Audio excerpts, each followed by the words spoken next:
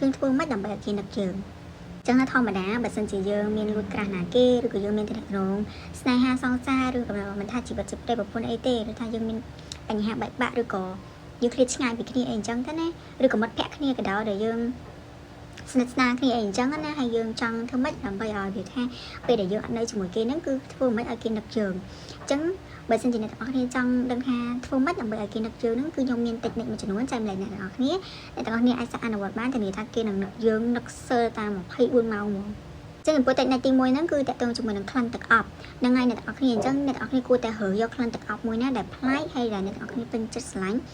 វាថាមើលទៅវាស្រាលហើយក៏អូបអញ្ចឹងណាអញ្ចឹងពេលដែលអ្នកទាំងពីរហ្នឹងគឺនៅជិតគ្នាហ្នឹងគឺព្យាយាមឲ្យគេដឹង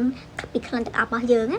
អញ្ចឹងនៅពេលដែលគេបាត់យើងទៅគឺគេប្រកាសជានៅចង់ចាំអាក្លិនទឹកអប់របស់យើងហ្នឹងពេលខ្លះគ្រាន់តែមានអ្នកផ្សេងដែលប្រើទឹកអប់ក្លិនដូចយើងណា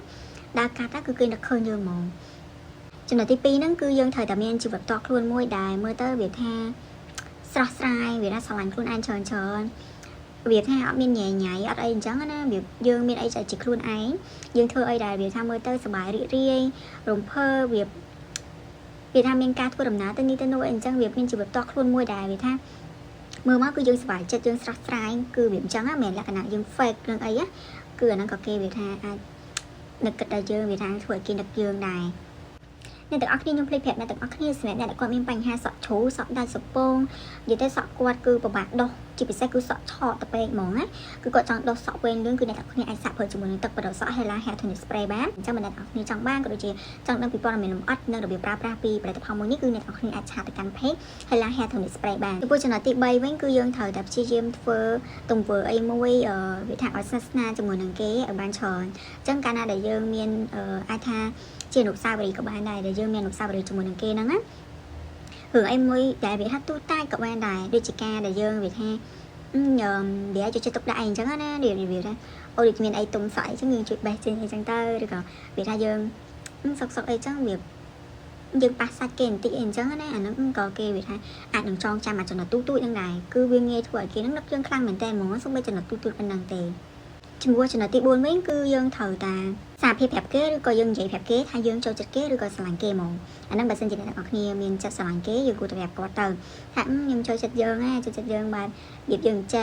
អញ្ចឹងណាយើងអាចសរសើរគាត់ឲ្យបានច្រើននិយាយពីចំណុចល្អរបស់គាត់បានច្រើនហើយប្រាប់ពីអារម្មណ៍យើងទៅកាន់គាត់ថាយើងស្រឡាញ់គាត់បែបម៉េចអញ្ចឹងទៅអាហ្នឹងនៅពេលដែលគេបាត់យើងឬក៏វាថាអត់ខានឃើញយើងយូរអីក៏អាចបដាឲ្យគេហ្នឹងគឺថានឹកឃើញដល់អារឿងដែលគេនិយាយប្រាប់យើងហ្នឹងណាយើងប្រាប់ទៅគេហ្នឹងណាគឺគេអាចនឹកគិតអារឿងហ្នឹងទៅក៏គេអាចធ្វើឲ្យចិត្តរបស់គេហ្នឹងគឺថានឹកឃើញអារឿងហ្នឹងឡើងវិញធ្វើឲ្យគេនឹកយើងភ្លាមមករំពេចហ្មងចំណុចទី5វិញគឺយើងត្រូវតែមានអាចកំបាំងមានន័យថាចេះមិនអត់អ្នកគ្នាលាក់គេគ្រប់ទាំងអស់ហើយប៉ុន្តែយើងត្រូវធ្វើអីមួយយើងនិយាយបែបវាថាអត់ប្រាប់គេទាំងដុលណាយើងធ្វើអាចធ្វើបង្កើតរឿងអីមួយដែលវាថាធ្វើឲ្យគេឆ្ងល់ពីយើងណាអញ្ចឹងគេប្រកាសជាចង់ដឹងអារឿងហ្នឹងគឺគេធ្វើឲ្យនិយាយថាធ្វើអារម្មណ៍គេណាគឺនឹកឃើញតែរឿងគឺជារឿងអីអាហ្នឹងអីគេចង់និយាយហ្នឹងចង់មានន័យថាម៉េចវាថាធ្វើឲ្យគេឆ្ងល់ពីយើងហ្មងណាវាថាឆ្ងល់ថាគេនិយាយហ្នឹងមានន័យថាម៉េចវាអញ្ចឹងណាអ្នកនរគ្នាអញ្ចឹងអ្នកនរគ្នាវីដេអូមួយហ្នឹងគឺមានប៉ុណ្ណឹងបើអ្នកទាំងអស់គ្នាកំពុងតែមានក្រាស់ឬក៏យើងកំពុងតែចាប់អារម្មណ៍នឹងគេឬក៏អីចង់ឲ្យគេនឹកយើងអីអាចសារតិចនៅទាំងអស់នេះបាននៅពេលដែលយើងមានពេល